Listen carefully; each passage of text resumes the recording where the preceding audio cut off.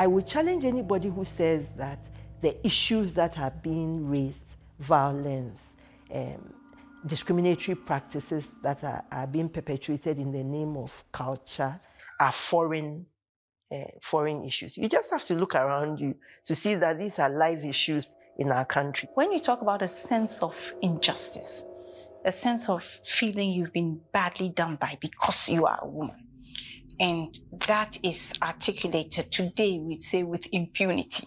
But we did not have that vocabulary at that time. You were just embarrassed.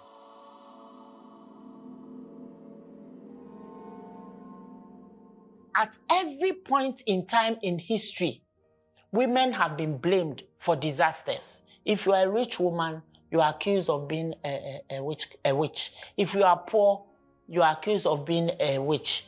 If you talk too much, you are a witch. If you don't talk, you are a witch. And that's the trouble with being a woman. When you are in a position, you are on trial virtually every single day. If you're a woman and you're not ugly and you're not stupid, of course, all sorts of things get said about you. Participatory democratic systems with no women in there. That is democracy for the men, as usual. Anything concerning women has always been given the least position in priority ranking. As to this idea that gender equality issues are Western inspired and African women are just copying from the West, in a certain sense, it's a term of abuse thrown at activists whose issues we do not like. If you are convicted of being a feminist, will there be enough evidence to convict you?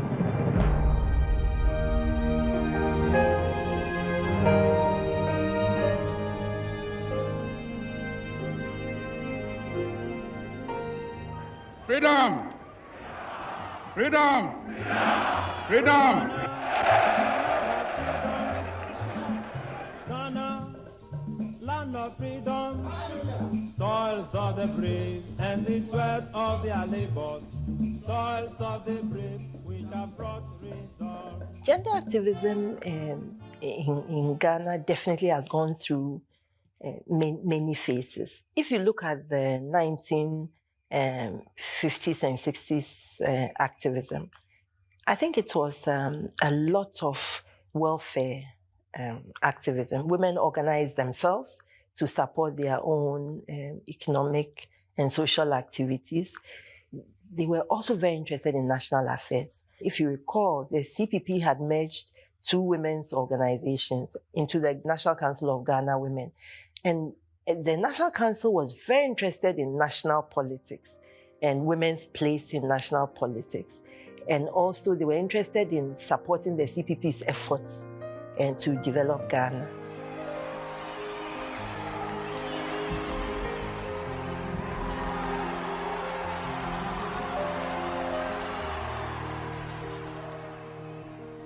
Women have certain special, unique attributes that they bring to their work, and which men don't have.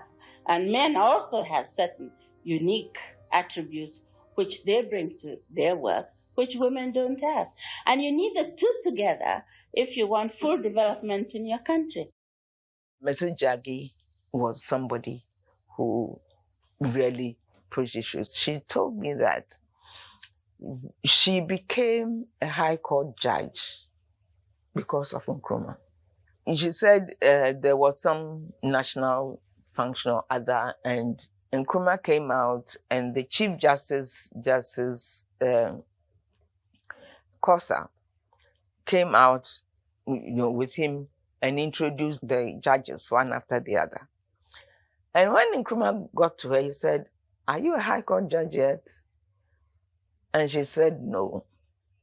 And he turned to Justice Kosa and said, "Why haven't you made a one?" And he said, in Britain doesn't even have one. And said, "They are slow about it. Why should we be slow about it?" And he said, Mr. President, High Court judges are addressed as my lord, and I can't see myself addressing somebody's wife as my lady. And so he asked Mrs. Jagge whether she minded being addressed as my lord. And she said no. He said, make her one.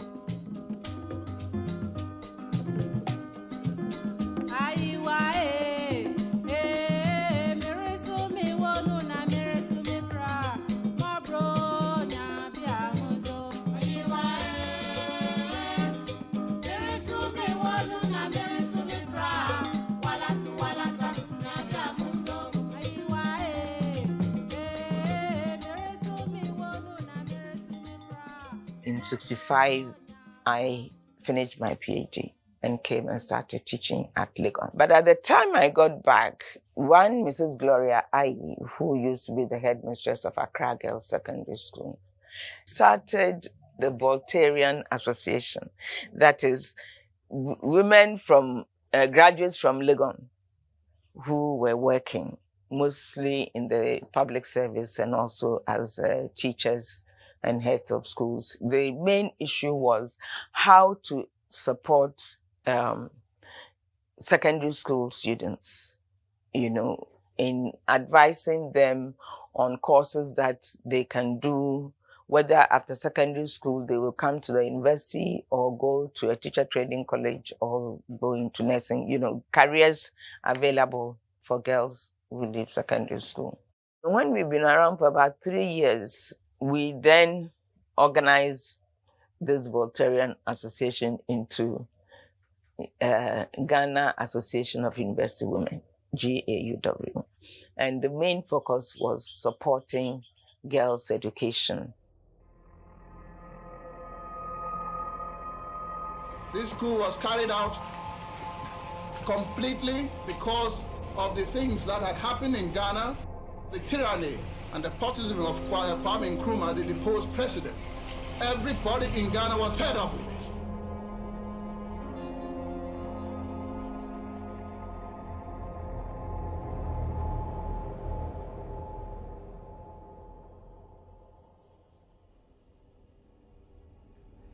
I was in secondary school when the 66 coup happened. I didn't fully understand it. I was only 14? But I remember in Kumasi, they used to bus people from villages to come to the center of Kumasi and to the market to jubilate that Kwame Nkrumah had been overthrown. In the long vacation of 66, I was walking with my mother. In fact, we were going to her goldsmith, jeweler, and in Edum. And then we got to a spot and I saw a tent, a military tent, one of those green tents. And I saw some soldiers standing. So I raised my eyes to kind of understand where exactly we were. And the soldier said, I should come, that they had arrested me. And I said, why?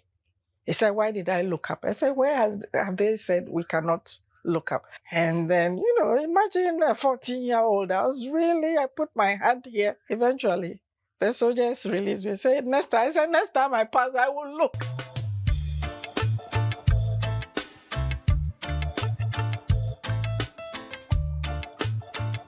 Once the CPP was overthrown, we got into a period where women's organizations were not particularly concerned or involved in national politics in that way.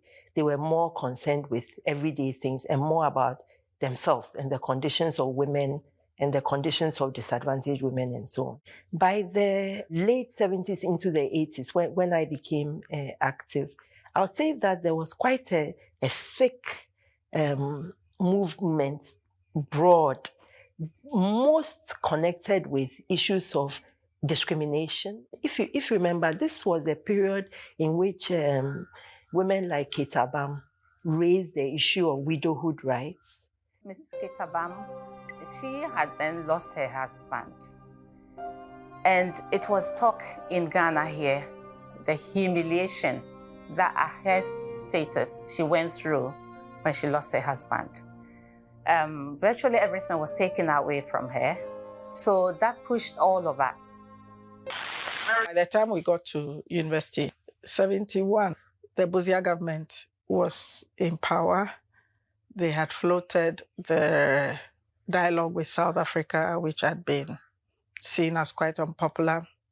And then January 72, we had the Achampong coup.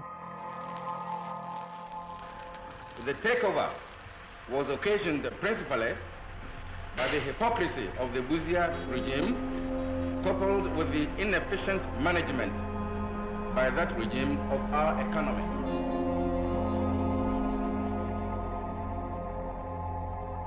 As I recall, I don't believe that I was overly anxious that a democracy had been overthrown. What excited all of us was the kind of radical posture of the government, because the city had been devalued and our debt had racked up. So you had a government which came up with a policy of yentia, we will not pay, a repudiation of the debt. And we found it very exciting and we demonstrated in support of it. Then there was all this Operation Feed Yourself, Operation Feed Your Industry. So there was this economic nationalism when we thought that really nothing much was happening. The soldiers had become corrupt. They were just amassing wealth and there was a lot of brutality and there was really no traction anywhere. That's when we turned against them. We were involved in a lot of confrontations and the university was closed a number of times. The campus would be invaded by soldiers. And if I remember, there was one demonstration, we called it Kilometer 101. They met us around the Ghana Standards Board at dawn. And they said they had been sent there all night. They were tired, and it was about 5 a.m., 5:30. We said, no, we are not tired. If they are tired, they should go home and sleep. And they had their bayonets, and we were dancing right in front of the bayonets, etc. And of course, these demonstrations did not just reflect our own dissatisfactions. By and large, they were reflecting a lot of popular dissatisfaction with the regime. You can criticize the government, then we will sit up. But don't destroy. See, when you know what you are writing is wrong.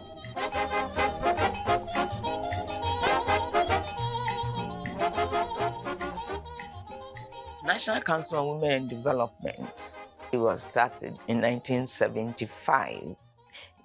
And 1975 was International Women's Year. The UN declared 1975 the decade for women. Mm-hmm. And every country was supposed to establish some structure that will make sure that they promote the emancipation of women and women's involvement in public affairs and so on. Mrs. Sani Jagi was instrumental in seeing to the establishment of the national machinery. General Ike Achampong, who was then the head of state, in a radio broadcast, informed the nation that she was going to establish a national machinery for women. Mrs. Jagi was the chairman and I was vice chairman. I think I got nominated for it because of the Association of University Women. One of the things that sort of became my responsibility was to make sure that all the women's professional organizations particularly were registered properly and recognized. The impact that these various organizations had on the women was incredible. The women bankers, for example, they were the ones who introduced market women to wearing aprons so they don't crash their CD notes. And in 1975, Women Journalists Association was created for the first time in this country. It was led by Mrs. Kate Abam. So she tried to bring us together, a lot of the women journalists at the time. Mrs. Jagi said that education is important. Those are the days when they take a whole bag full of CDs to the bank. and the bank staff will count for them and record it for them. And you never know how many the cedis didn't actually get counted or whatever. So Mrs. Jaggi was insisting that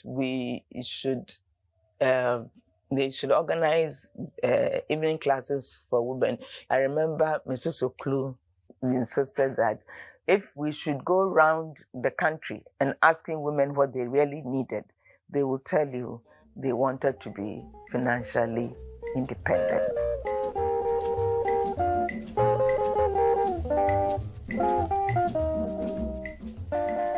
Mrs. Aseye Tamakloe was the lady who established Nkulenu Industries and the first woman to be, processing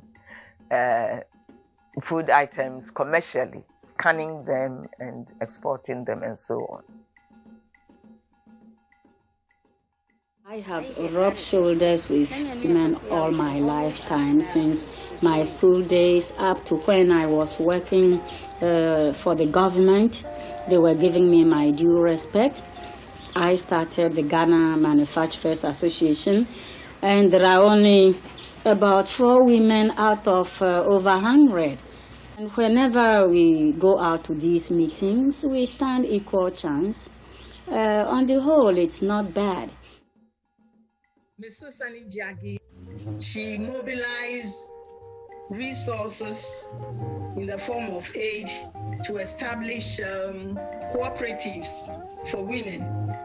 I recall the first Gari processing factory, which was established at Manfik. While we were trying to help women establishing factories for producing palm oil, producing smoked fish, it was Mrs. Oklu who, in 1975, when they had the first conference, she raised the issue that the biggest problem that women entrepreneurs have is capital, because they don't have any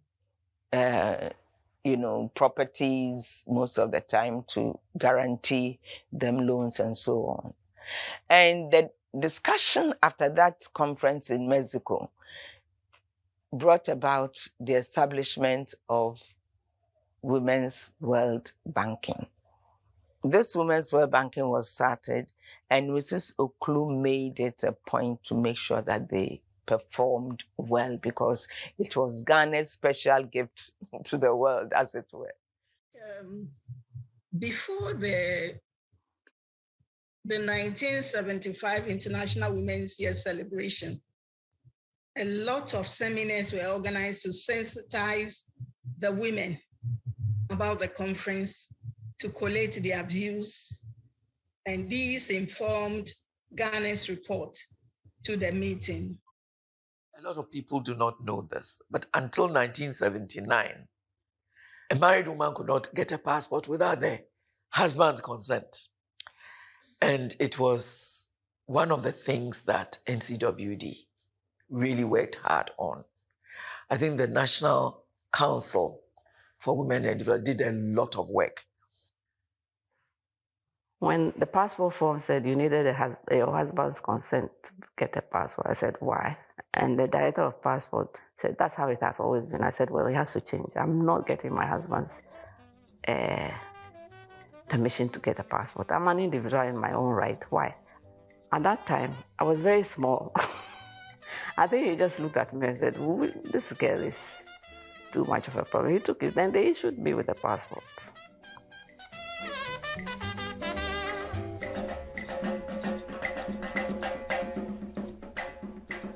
When I was teaching, during the Achampon regime especially, they had informants in the class who informed on all your teaching. I think they even took your lecture notes to them or something. How did I know?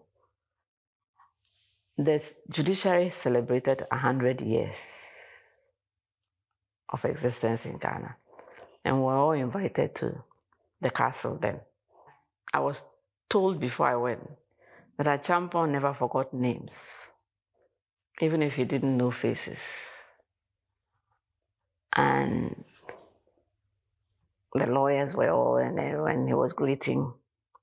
I was with just the late Justice Oleno and General Okai. Justice Oleno introduced me by name.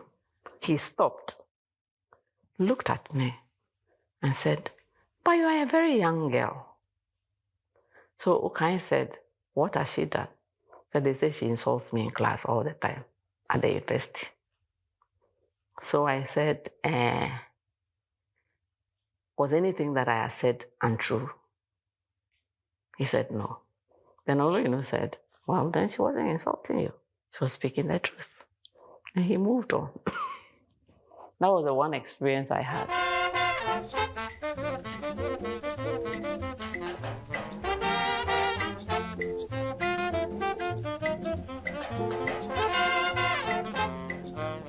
The market culture,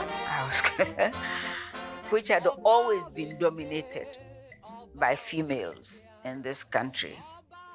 The issues that came up with the market, and when they go and bring goods from across the country and sleep on these trucks, and their stories were difficult stories. It is knowing those stories that made me so angry when 1979 came.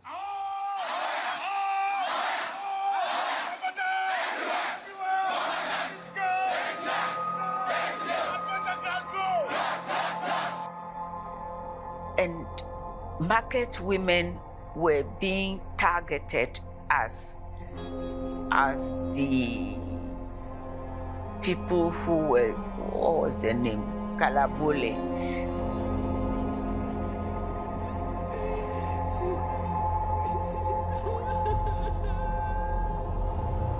My view was that it was the military, after all, that had been in power since January 1972.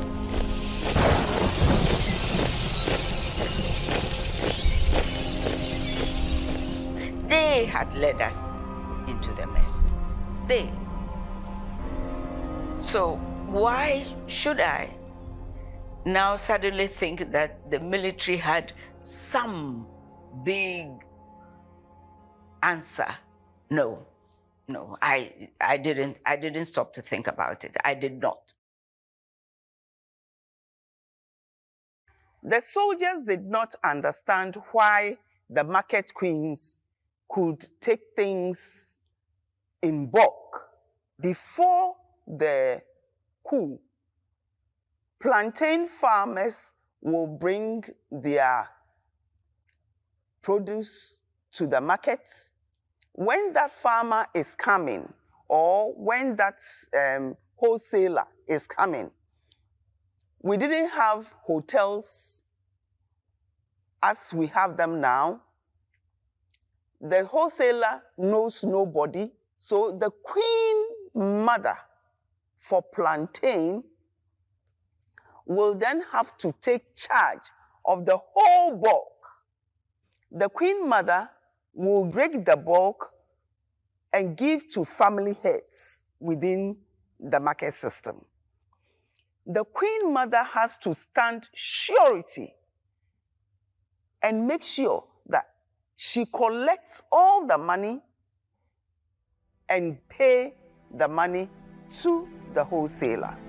Dealing with the soldiers, I taught the women to look at the twine that has been woven, yes, and to take note of the color, because they were not going to be able to read the names.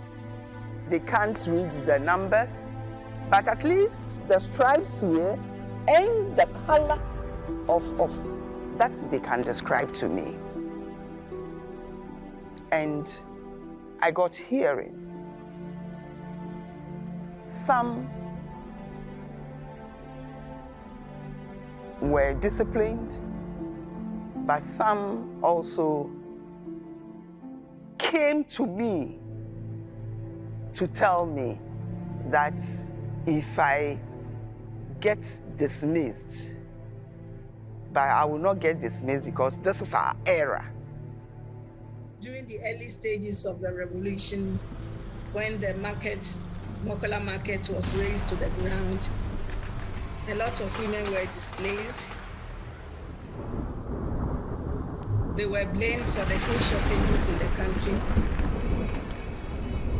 Women were suffering generally. A memorandum was signed from the ncwd, spearheaded by the then chairperson, Mrs. Annie Diake, to government, the military government, to ensure that women do not suffer unduly. In the memorandum, the NCW pleaded for the women who have been displaced because of the raising down of the Mokola number 1 market. Eventually, the new Mokola was built, and was able to house some of the women.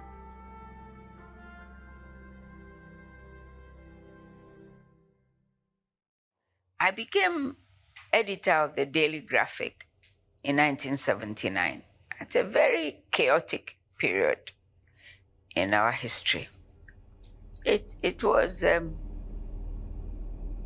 okay, so where does one start with these things? Flight Lieutenant Jerry Rawlings had attempted to stage a coup d'etat and had failed and was being tried. He and his wife were friends of mine and ours. When he was being tried, I was at the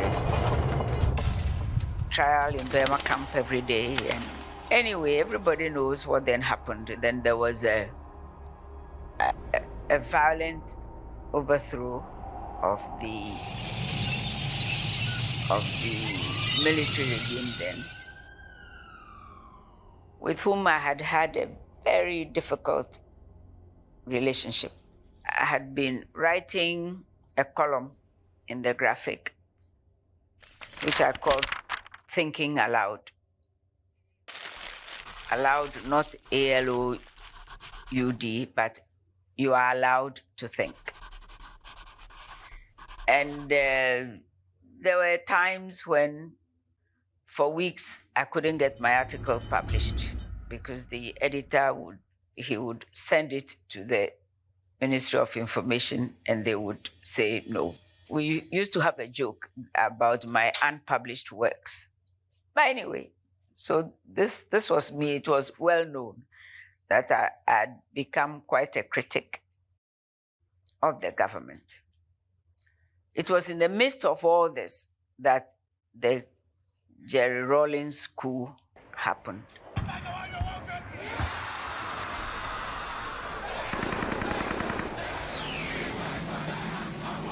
few days later, we were at work when the Commissioner Afre, who was the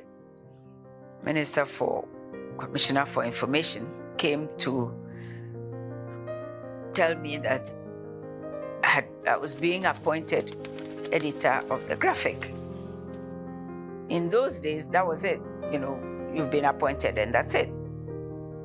Okay, so I became editor. Then they killed these people, Achampong and Utuka. And I just thought, no. So I wrote an editorial saying they were out of order. And it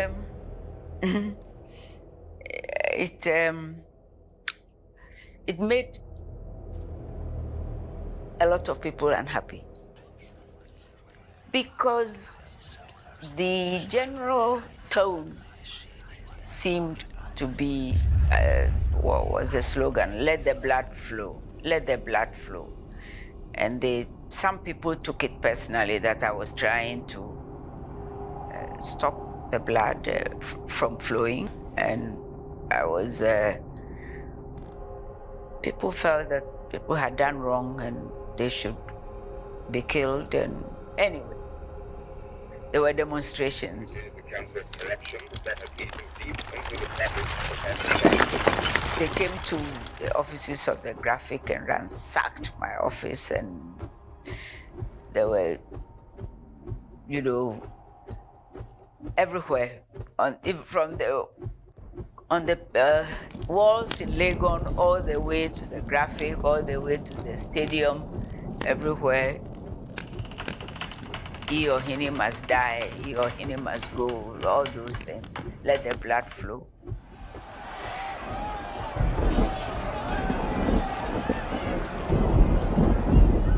Well, we held our nerves.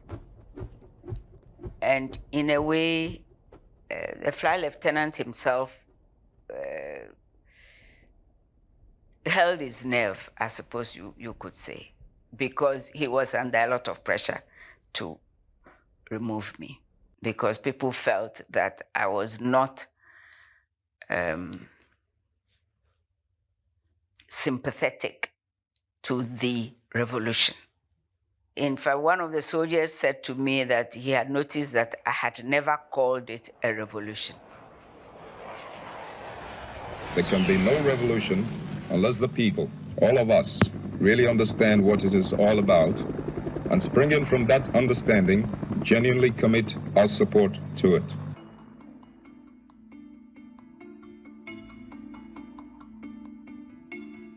The Graphic was doing recipes and fashion and that on the women's page because there was no direction. But the minute we entered 1975 International Women's Year, that is when it hit all of us that we should refocus and bring real issues of women to the forefront. And so there was a bit of a shifting in what we were doing on that page. And so issues like widowhood rights, issues like treatment to widows and their children when their husbands die interstate, family planning, too many children, some being abandoned, no education.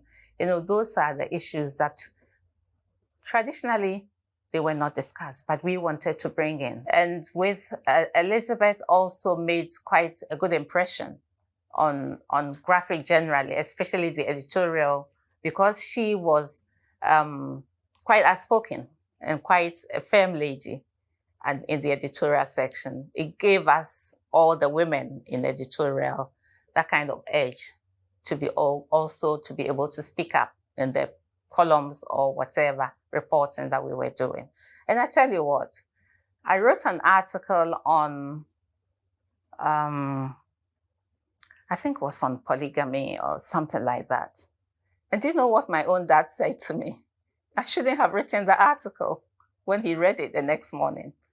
That if I had discussed it with him or if I had sought opinion, he would have asked me not to write that kind of. So now thinking back, it's because he was guilty.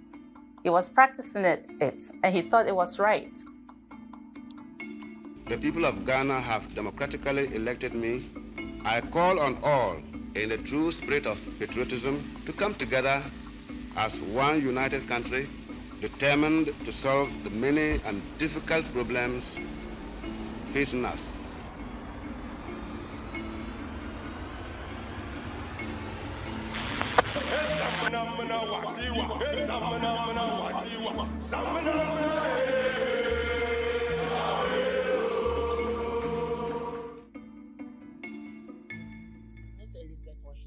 Was the editor of the Daily Graphic at the time, and Adwoa Eboaferi was the editor, first as assistant editor of the Mirror, and then later on she became editor of the Mirror. Names that you had seen and heard before coming into that space, and you felt that you wanted to be like them. Elizabeth Ohene at the time was extremely strong, very vocal and principled. So I actually started the page, and I used that page in raising issues of concern to women, looking at women in a much more broader sense, the role they play in society in terms of their leadership and also what they brought to the table as women. So basically looking at women beyond their household responsibilities and so on.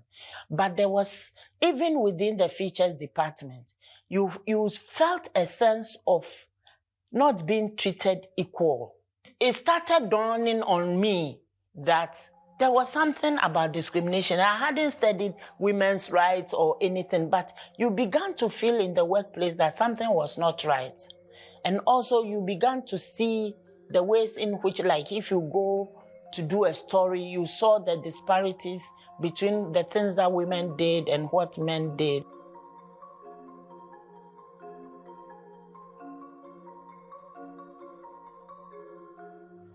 When we started at the peak of activism in Ghana, so back home in Takwa, we were linked to the new democratic movements over there. And Ibrahim, the late Ibrahim Isaac Haku, who was then at Legon, was our leader. And all that we were doing was to try to understand Ghana. If you come to Takwa, where we lived, we used to have meetings in my father's house. And then we used to have meetings in Ibrahim's house. That's the new democratic movement. We knew the BNI officials, and most of the time they were stationed at some point looking into our house. That was the time that people like Akuto Ampao, Kwame Kakari, some other leaders were arrested by the regime for planning against them. And we still wanted to be relevant. When we were having debates as to whether we should move into a partisan political group or remain as an activist group to monitor the activities of politicians, the Women Caucus, Annette and myself, Juji, and Techuas, and all of them, we met and then discussed, and then we saw that no, it's better for us to be a force to reckon with, rather than moving into partisan politics. And people who didn't want that position drifted into politics, and later on they saw that they were consumed by the whole process. But then the organization remained. About 1992, when I left to go to the US, and around the time I was leaving to go to the US, most of the people I was representing were in prison. And these were people who had been tried under military tribunals in set up by the PNDC. And it was very difficult to get appeals for them, because one of the things you need in an appeal is to get a record of proceedings of the original trial. And many of these trials, there were no records of proceedings. So it was really difficult. And the tribunals were difficult. They gave people very harsh sentences, death, life imprisonment, 25 years, And I remember when I was in the US, feeling very happy when some of the people that I had been representing would write to me to tell me that they have succeeded in their appeals. Of course, I came to do those cases because later on, some of our comrades in the NDM, they had fallen. It was so easy to fall afoul of the PNDC, and they had been arrested and jailed. And of course, even in prison, they continued with their activism. So they were the ones who brought these people who had been sentenced to these long terms in the tribunals to our notice. The National Council on Women and Development, I was then in GBC when it started. The late Mrs. Jagi and co interviewed me, and they said I'm a perfect candidate. So immediately they employed me in May 1980. So that's when I joined the ncwd. And then I must say that I brought on board several programs that would change the lives of women. I dealt with NGOs, I dealt with so many issues. The ncwd office in Wa was opened far, far later. It was opened in 1984. Because in 1983, that we got the region created for us. When I was acting as the regional secretary of the office, because that was the title we were given. Around that time, women didn't used to feature so much at public functions. And women's ideas were not sought, because if anything, it is the men.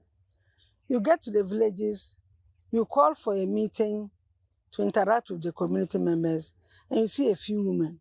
And a few women who will come will be at the back. Around that time is when we were championing the women in development concepts.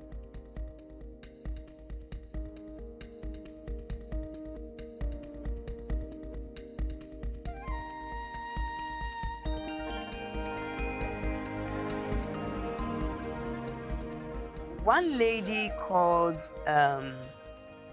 Mrs. Obinim, Beatrice Obinim, came to see me in the house. I had never met her before. Mrs.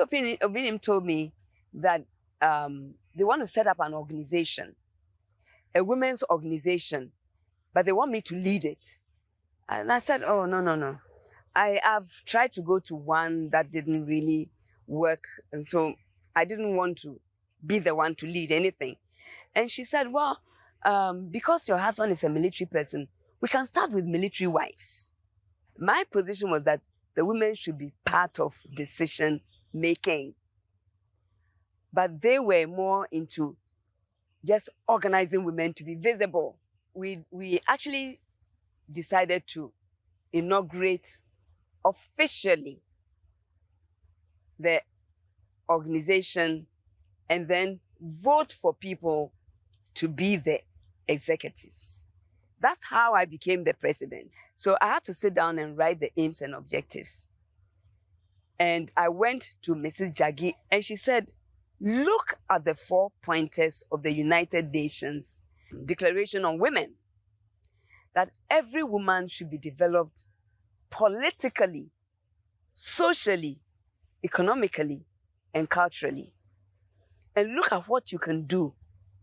We had market women's representatives, we had bakers representatives, we had business women representatives, military, police, prisons, they were all represented there. We cannot just have INCC and have the PDCs and WDCs and all the executives of those institutions didn't have any women.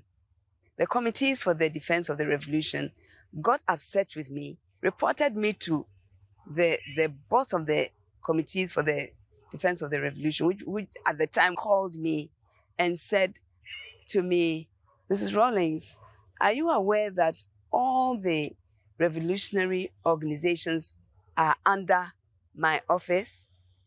I said, yes, I'm aware. And why do you leave and go to Volta region without my permission? And then I burst out laughing. I said, we are not a revolutionary organization. We are an organization for women that is helping to promote the image of women, advance the image of women, improve the political knowledge of women, and make sure that women have an economic activity. Even as near as areas around the Pram Pram area, the Accra plains, women were not even allowed to farm with their implements. They had to use their bare hands because their farms shouldn't be bigger than their husbands' farms. So there were a lot of little things that I felt we could do to improve on it. And the only way was to go to every region and have a workshop with knowledgeable women that Mrs. Aseye Jaggi suggested to me. People thought that I was doing all of this because I was getting money from the state. Not one CD. I was raising everything, but because of my position as a first lady, if I go to a conference, before I go, I'm asking who I can go and have a meeting with to see to certain things about children, see to certain things about women, women's work, how we can get equipment for them. I brought people from China, from Japan and all that. But I was able to do this because I was first lady. But some people are first ladies, they don't do anything. It's a matter of what you want to do. One of the things that became clear was that because of the 31st December Women's Movement and Mrs. Rawlins's own involvement, it was impossible to overlook women's aspects in the life of PNDC, because the first was very strong. It was almost like a quasi-government organization, even though it was an NGO, but it held the same name as the revolution. So, and to have the head of state's wife heading it also gave it clout. Another person who was quite active with the 31st December Women's Movement was Ms. Zakaria. She was very active. I think she became almost like a liaison because she was working for the PNDC, in various roles. The first conference that I had the opportunity to attend was the 1985 one, which was held in Nairobi, Kenya. And at the time, I had just worked in graphic for like a year or so. So that was a great opportunity for me to participate in such an important conference. First of all, I was impacted upon by the politics of the conference because there was a huge debate about Palestine and Israel, and another one about South Africa. And I felt that it was not an either-or situation because both those countries were all facing different forms of injustices. The fact that the meeting came to Nairobi was important, that African women could also host a conference of this nature. And I must say it was very well organized. The document that came out of it, I think it speaks for itself. Many of the prominent African women at the time managed to play an active role. In 1985, there was the UN Assembly in Kenya for women. And I remember I led the delegation to that meeting. It was very strenuous. As far as I'm concerned, it was a very serious meeting. And there were quite a number of us from various institutions. And we had to work hard. Some of the meetings went late into the evening. When we went to Nairobi in 1985, there were some of the 31st people who were added onto the official delegation. And the delegation was led by Joyce Ayi. And but I saw the writing on the wall that they wanted to co-opt the National Council on Women and Development. But some of us would not actually budge because it was set up as a UN mandate. And there was no way that I would allow political infiltration or this. We were working as a non-political agency. We served the country. 86. There were a lot of changes.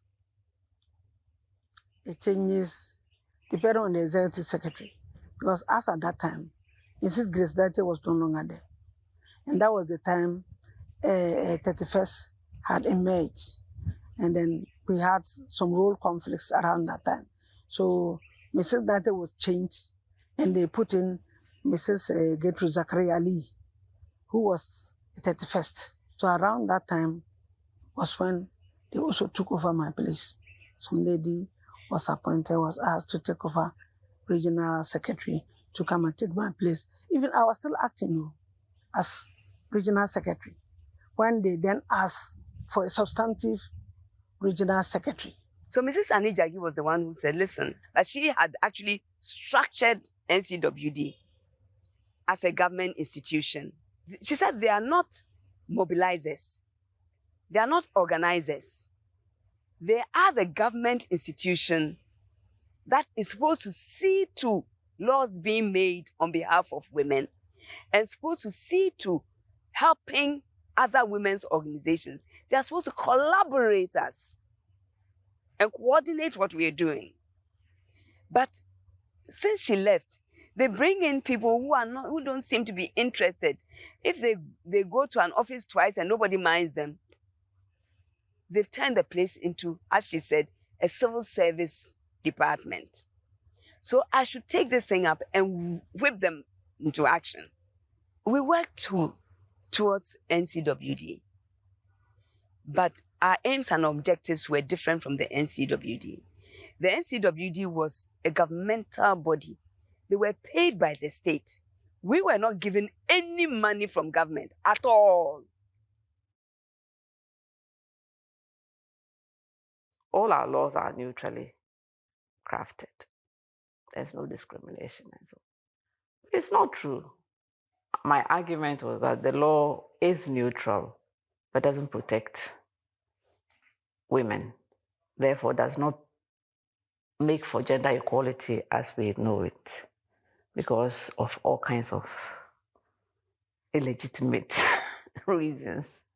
I would come across people, young people who have gone for an interview who were very good, but didn't get the jobs because they are young women who are going to get married or who have just gotten married and going to have children. And as far as the private sector, even the public sector was concerned, you are going to go on maternity leave, paid maternity leave, blah, blah, blah. After national service, I put in a number of applications to other places.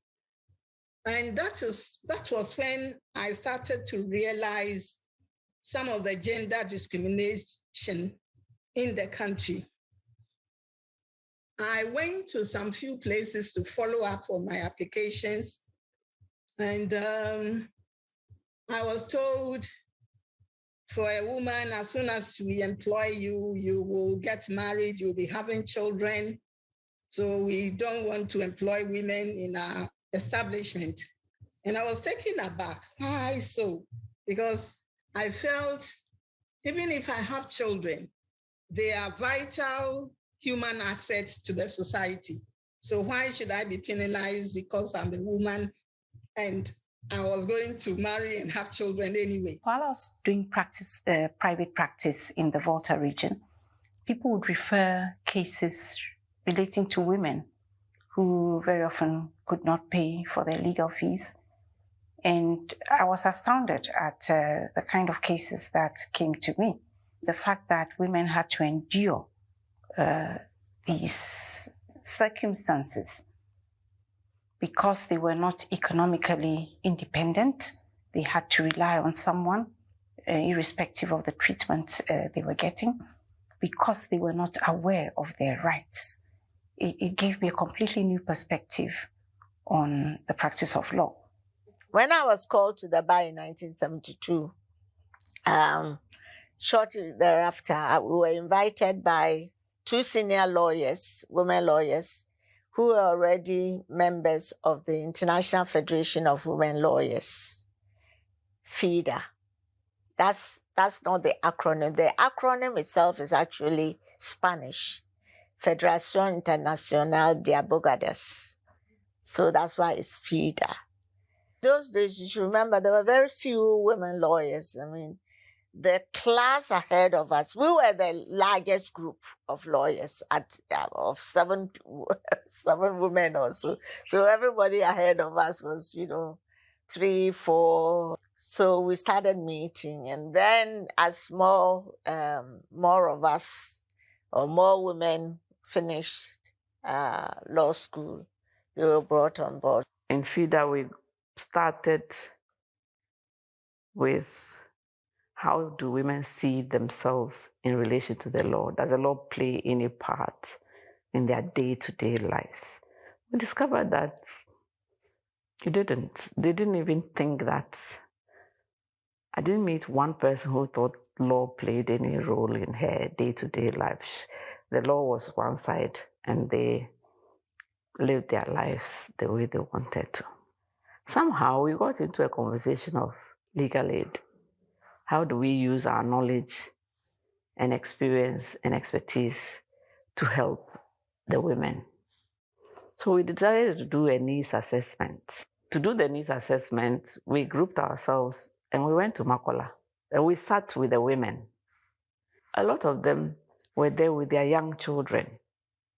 They have to pay the toll all the time, and yet at the same time, there were no facilities in the market. They needed help to persuade their husbands to look after their children. Because, it's not all women with children who are married. So if you have a child with a man, it's dicey if you are not married to the man, whether he is going to look after the child. It was a very eye-opening experience for all of us. We came back, we did a feedback, and we decided that, okay, we are going to set up a legal aid center. By 1985, when we set up the legal aid, that's when we really then became, were able to engage. One of the things that early on that we did, in those days with Ghana Airways, air hostesses, if you became pregnant or if you were above a certain weight, you couldn't fly. When you go on flights, some additional allowances, so it increases your. So when you're dropped from flying, that means your income reduces. So we took it up with the management of Ghana Airways, and we managed to get them to change those regulations. Then once we started this legal aid, of course, it meant that we also had to start agitating, because a lot of the problems of women stem from interstate succession, especially among the Akans. And I talk about the Akans because I know them more than the other tribes. A husband dies, the family comes, they clear out the wife and children and take over everything. And that's the beginning of hardship for a mother and her children. The Federation of Gold Coast Women in the early 50s had been agitating about a law that would protect women. In 1985, that was the year that the interstate succession law had been passed. I would always say this, that the PNDs, in terms of laws promoting women, I think that it did quite well, because it did not take too long. Once they had drawn it up, they just did a bit of consultation around the country for people, and that was it, and it was passed. Well, actually, I pushed the law. What happened was, so I went to see Mrs. Anijagi, and she said, let me sit you down and tell you what should be done. So I said, ma'am, I need some paper to be able to write. So she said, I've got a lot of things typed. I'll give them to you, and then put in your character and see if you can submit it. And told me to put a letter on it and send it to the PNDC chairman.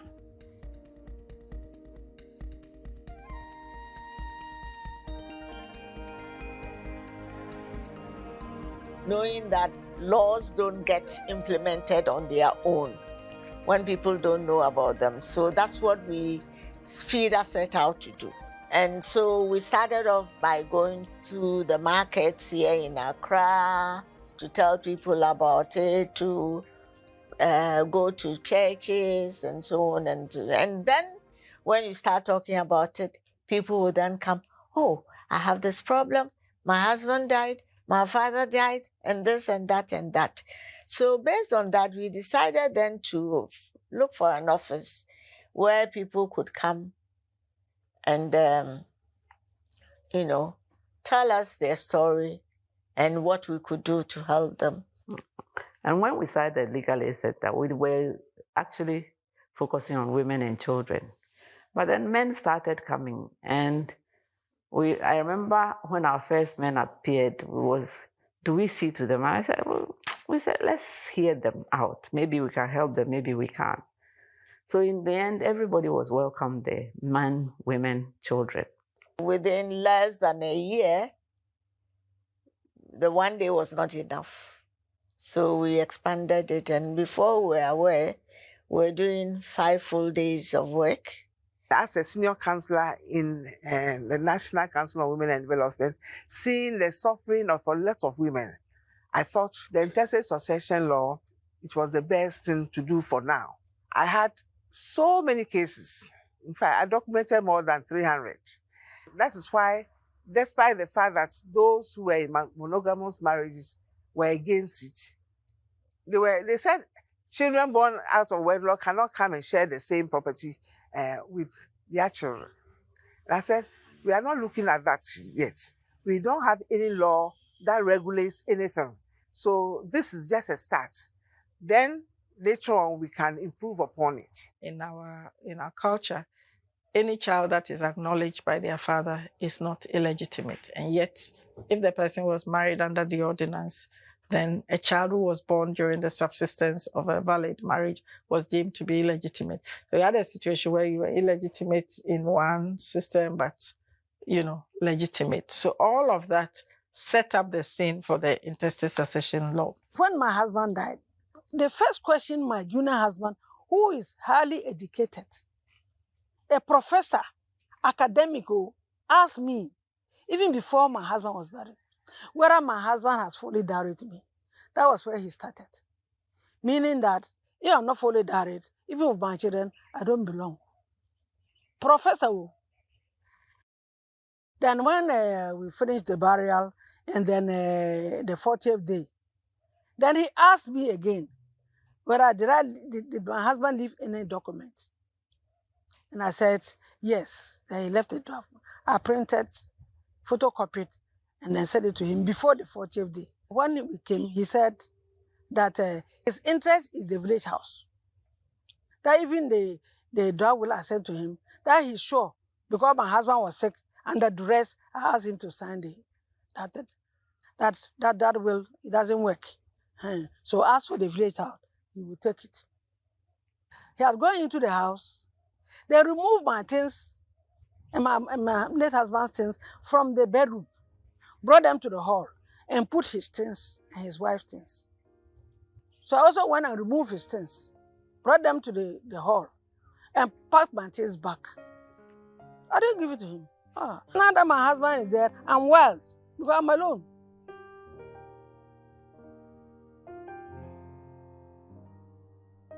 It was very difficult for women to become adversarial in their issues with men. They did not like the court option. Even when the matters were not resolved amicably, they preferred to leave it. They would often say things like, oh, I can't take the father of my children to court. I believe that if our society was more gender equal or was more respectful of women's citizenship, many of the problems we're seeing at FIDA would not be there. And yet the need was getting bigger and bigger and bigger.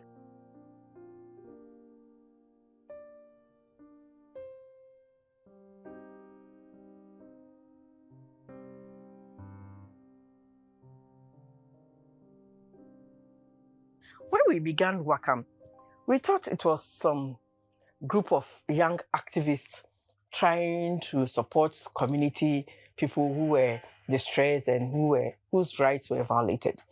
So we began with 8 communities, and then later on we saw that the whole area was influenced by mining activities. We decided to move into communities to get community people sensitized on the need to be aware of the implications of changing from underground mining to surface mining and how that was going to affect the use of lands for other economic and livelihood purposes, especially for women who depended mainly on the standing forest. They gather fuel wood and snails, mushrooms in Takwa the thyme. They were harvesting thyme, the black pepper, and all those things were what they survived on. So I saw this as an opportunity to get the women to understand that with surface mining, you are going to lose your livelihoods. I learned that when compensations were paid, they never got to the women. What we did was to target the women who attended our trainings. We got teachers to train them to be able to write simple English and to read. In our own training, we do everything in the local language. So if it's the Constitution and we are talking about your rights, you should understand your rights in your language.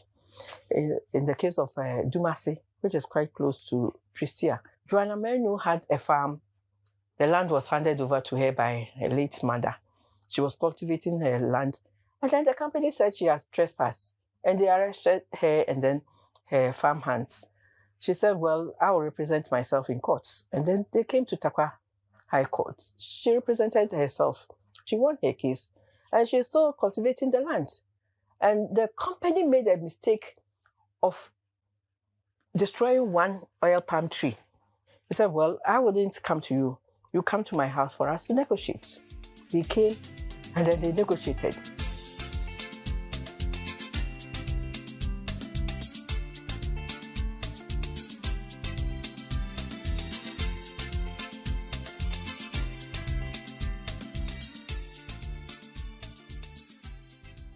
This early 90s period coincided with a group of us deciding to set up an entity called the Third World Network Africa. And my role in Third World Network Africa was to develop a program of gender research and advocacy. I became very heavily involved in the African women's movement and in the global women's movement. Myself and Bruce Mensah Coutin and Sarah Okine and a few other women worked actively to participate in the Beijing preparations. We actually went to Beijing as part of a TWN-wide delegation at a time when there was a lot of struggle about China. And activists were not very happy with China, the women's movement, because they felt that China was not open enough. You know, Georgie was very political even at that time. So she was very clear that, what are we doing here? Is it our place to explore and assess the facilities for the conference? But it was an eye-opener for us, and I remember us climbing the Great Wall of China. Because we came late to the game, we decided not to duplicate what other people were doing, but to choose one of the areas in the Beijing platform processes that was neglected. And the area we picked up was the national machinery. It was speaking to the mechanisms that states had been asked to put in place to support the gender equity agenda. So we embarked on an 8-country research of national machinery for women in Africa. This period also coincided with the Beijing Platform for Actions Development. People were quibbling about so many sections of it.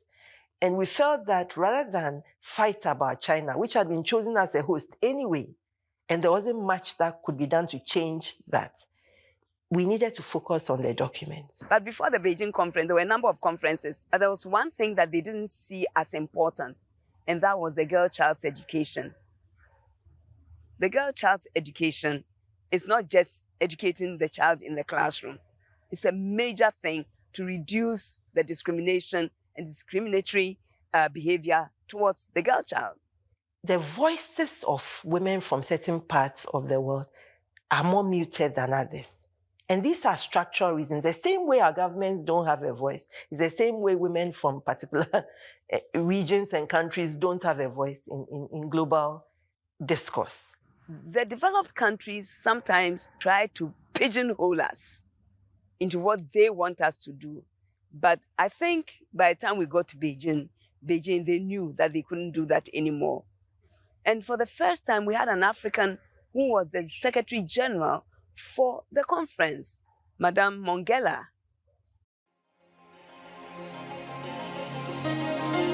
The Fourth World Conference on Women must elicit commitments to action, coupled with commitments of resources.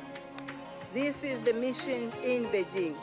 No further analysis, but a deeper level of action.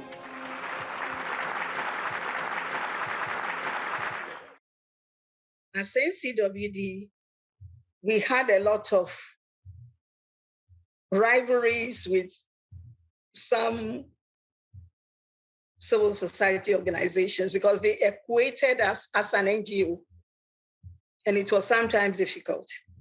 Again, when we attend international meetings, some of the countries came with ministers. We only had an executive secretary, or at best, a chairperson of the board leading our delegation. Sometimes it is not the same.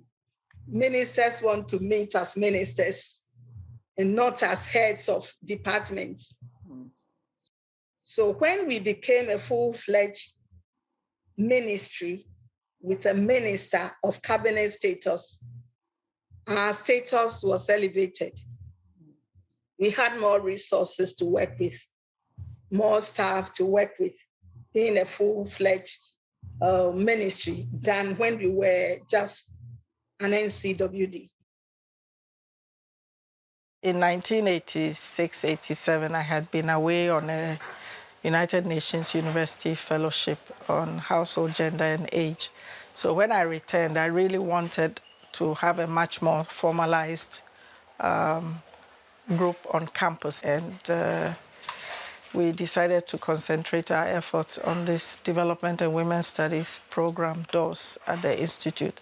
And again, even though the Development and Women's Studies program was based at the Institute, it included faculty members from other departments. I remember that we had a number of successful workshops, and we also received funding from the British Council, which allowed us to have some link arrangements with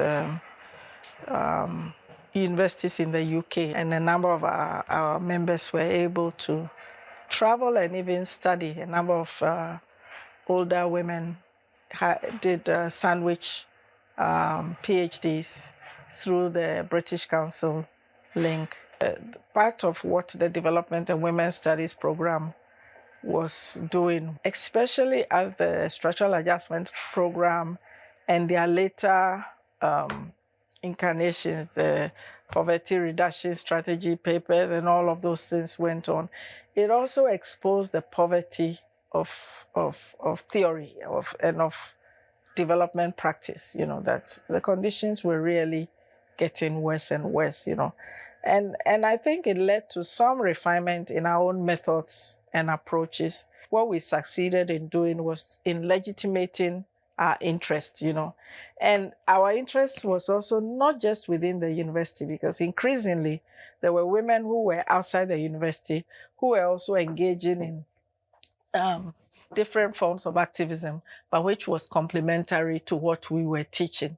So one of the things that we did very early on was to bridge the gap between the university or the academia and outside, and many of us were both in the university and also engaged in some of these movements. So it helped us to forge some synergies to bring some of our activism into the classroom. The Center for Gender Studies and Advocacy was established in 2004. It started its operations in 2005 and basically remains today as the leading institution for promoting gender equality within the University of Ghana. In recognition of the multifaceted nature of gender inequality issues on campus, they had to set up an organization with a broad mandate, which was both academic, policy, and also involved mentoring and support. One of its most singular achievements was to design courses that could be taken by every student in the university. And these courses were basically inserted into the African Studies program at the University of Ghana. You may know that every student who comes to the University of Ghana has to take a course in African Studies. The African Studies course also came to be redesigned to have a component on gender, an intro to gender issues, and which every student would take, and also 2 sub-specializations. Those courses remain part of the university to date.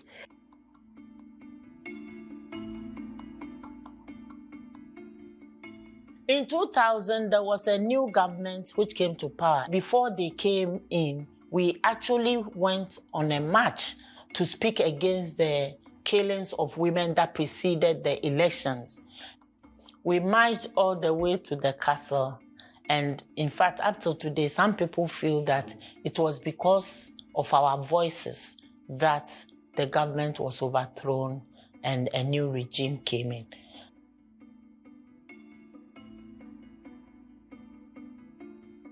NetRight focuses very much on economic justice issues, on movement building, and on emerging issues. And I think the economic justice issues are especially important because if we really want to center women and their demands, they should also be very much within the growth points in the economy. The period 2003, when the next election was going to be in 2004, we were challenged to do something different. And that's when we came up with the idea of the Women's Manifesto. This is work that brought everybody on board. At the time, the Network for Women's Rights was also in existence. So we could utilize the space of the Network for Women's Rights to push the agenda of the Women's Manifesto. The mobilization component of the Women's Manifesto became very strong and very broad because we had the Network for Women's Rights in place. The people are turning the meeting for the first time. We are proposing that those groups shrink themselves in size.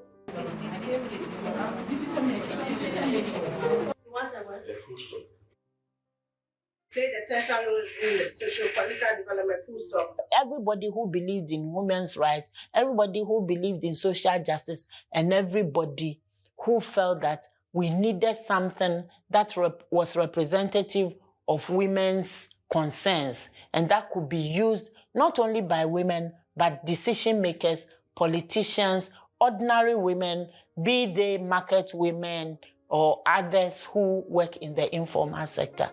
This is a document that must be used, and it is speaking truth to power.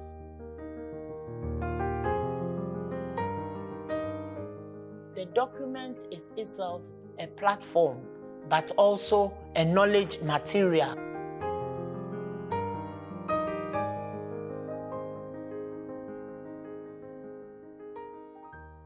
We have this affirmative action bill.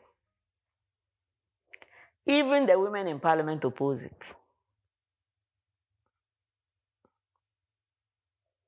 We have one woman who said, but she's made it, she's in parliament. Why do we need affirmative action? I said, if we looked at it that way, all those of us who are sponsoring affirmative action won't sponsor it because we've all got somewhere. Internationally, Ghana is held in very high esteem because, after all, we were the first country, sub-Saharan, to introduce affirmative action, 1959-60. And these examples are held up highly in the international arena. They know that Ghana has no lack of sterling personnel. Our own Kofi Annan was Secretary General. And therefore, it does not reflect too well on us that the bill has been delayed. Whenever there is any bill that is seen to favor or disproportionately affect women, we're subject to endless consultation, and this is what we seem to be going through with this affirmative action bill, So it reaches the stage, then the parliament dies, and then we have to start all over again, and it's really a shame. At the same time, I think they recognize that if indeed the affirmative action law bill becomes law, then so many things are going to have to change. And it is that fear of giving up power that is also hindering progress. In 2008, I stood on the ticket of the NDC as an aspirant for the MP seat. My mother called me and said, when people go into politics, what happens to their family? I said, well, they get abused, they get called names. And she said, so you want them to call me names? And that got me. So I resigned. In 2004, when I tried my doomed this thing of trying to go into parliament, you would have thought that the kind of language and thing that I put up, I was faced with as a 21-year-old or whatever in 1967 had passed. But no, it hadn't. I had interviewed anybody that there was worth interviewing in Africa. I had done everything. I was minister. I'm trying to go to parliament. And my main opponent will go on a platform and say, oh, they said I didn't have a husband. Okay, so and I didn't have children, they said. Now, what that had to do, so did I have to go on a platform to say, no, I have a husband, no, here's my child. Every woman that dares, and I'm using dare because the terrain is so rough, that dares to stand for political office must get the support of all women. One thing I find so ironic is that we are always willing to let women raise our children. And yet we claim they are not good enough.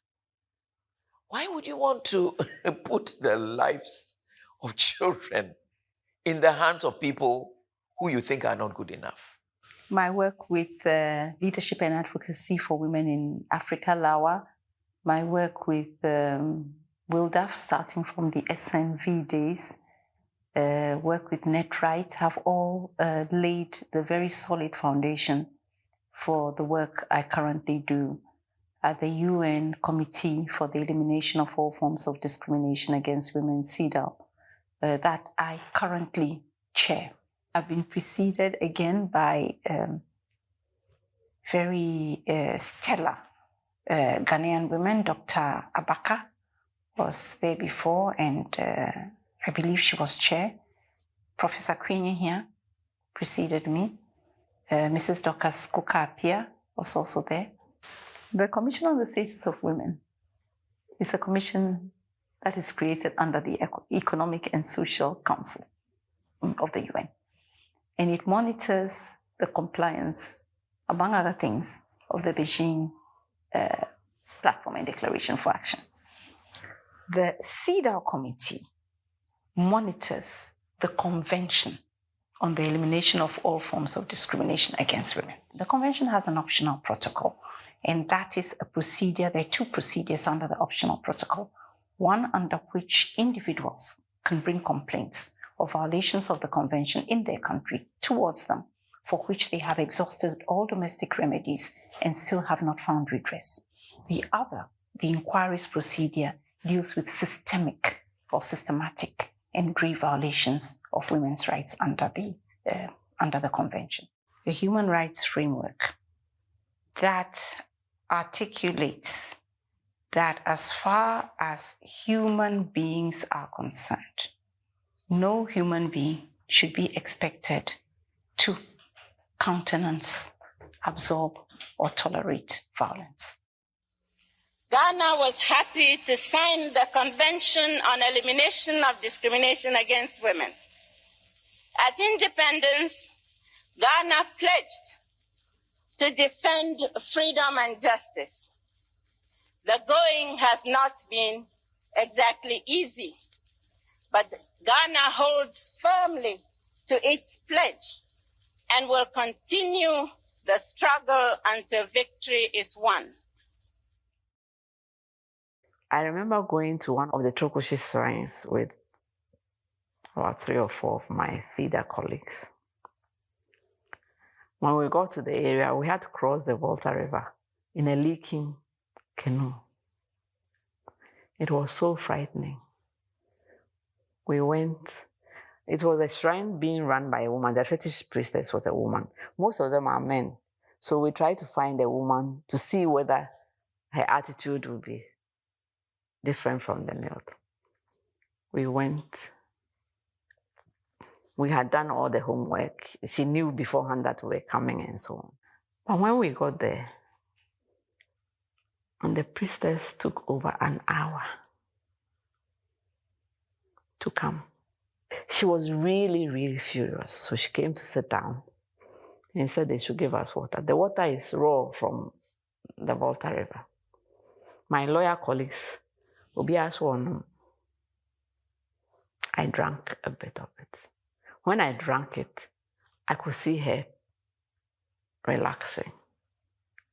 See, Anka would not have been able to have any dialogue with her. Because it was like, who are these book-long people who are coming to disturb me? And going to, at the shrine, they have these huge enclosures where the girls are all in white calico. Some of them were very young. And the concrete is such that there are holes in them. Oh, Missy, I was in tears.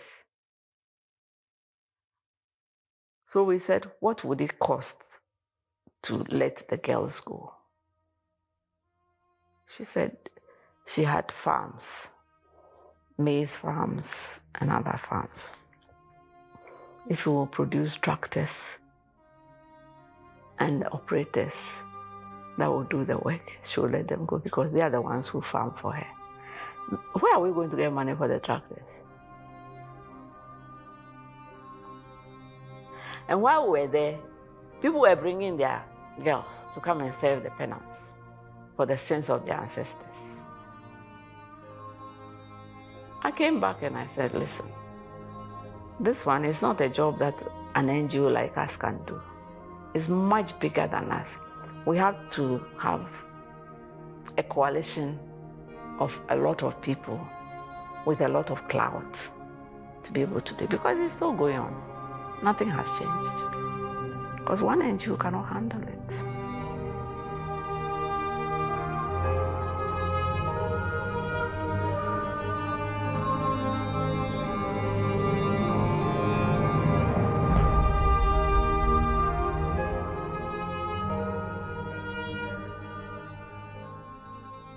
To do a nationwide research on violence against women and children was a major achievement. It was no mean thing. The study findings showed quite clearly that violence against women was a big problem in this country. And we could not continue to think that it was not a problem and that it was a foreign import. Somebody you're interviewing will tell you, describe the way they feel when something has happened to them. That describes in detail, something that she doesn't even have a word for, something like psychological abuse. That this man would do, say, "Otimi yo bibi or yo bibi ne kum wusunsum." the doctors will tell that, you know, the symptoms are classic of psychological abuse. So to write the report, we had to bring on board quite a number of people to write various chapters of the report. And I'm so glad that we did this, because once the report came out, that became our advocacy tool that led to the passage of the domestic violence law.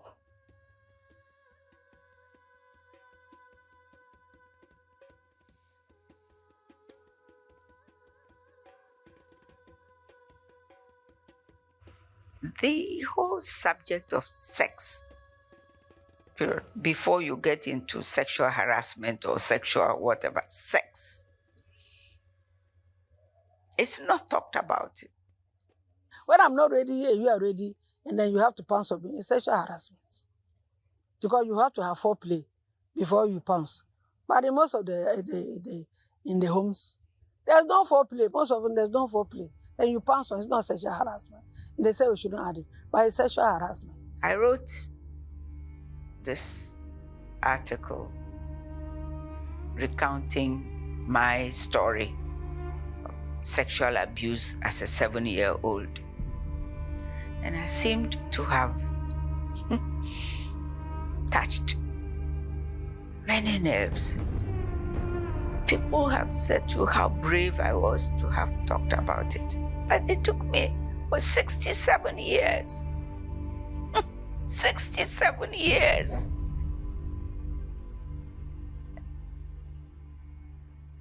Activism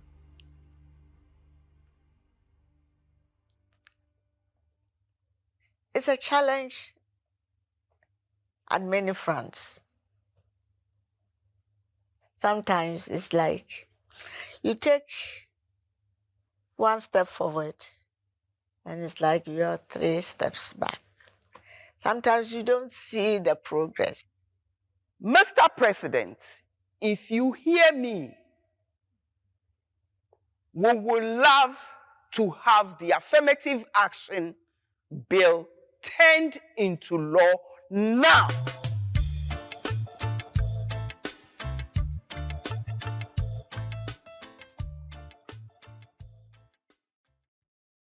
For me, I see that the women's movement in Ghana has been going up, down, up, down. Currently, I think it's down. And it's a challenge for all of us who are interested in gender issues. There are these deep-seated issues of gender inequalities which are not amenable to quick solution. So whilst the world looks different from my time, the challenges are no less heavy. Sometimes I feel that there is some retrogression in terms of how younger people even see the whole, women's rights. Some younger people don't see that there is an issue. That really saddens me, that they don't have the ability to even recognize their potentials. And some of them are so good that they are afraid of the men. We cannot talk to the next or with the next generation easily. There is an easy calm. We need that intergenerational dialogue, handover, working together, and so on, so that our movement becomes a multi-generational movement, as opposed to an old movement, which requires that younger feminists build new movements to prosecute struggles. I would urge them to learn a little more about our history, what has gone on before. I would urge them to take a broader interest in issues of economic policy and justice. At least you need to inform yourself about some of those kinds of things. And not to be able to say that you are not interested in issues of rural women or urban women or something like that, because it may look distant from you, but the more you connect your own struggles, because we talk about intersectionality and it should mean something. I would say to a younger generation that we did some things, we failed to achieve many things, and we've left them a burdensome legacy. Every generation is given its tasks. If we don't build on what has been done, we always reinvent the wheel. We will always believe that our generation invented the feminist movement. Our feminism is superior to that of older generations, and so we are the ones coming to start all over again. And why start when there are shoulders to stand on? I think there's a larger project that we as feminists and women's rights activists must be concerned about. And it's about how we build a society that we can be proud of. I think there's too much inequality in the system for us to focus on ourselves alone. If you look at recent struggles that we all have admired, like the Sudanese struggle against dictatorship, even the Fees Must Fall movement in South Africa, you see that a lot of young women were leading members of these struggles and played a very pivotal role. And although they were aided by social media, the real struggle took place on the ground. So it means that whatever we do, we will continue to organize in traditional ways and also in new ways.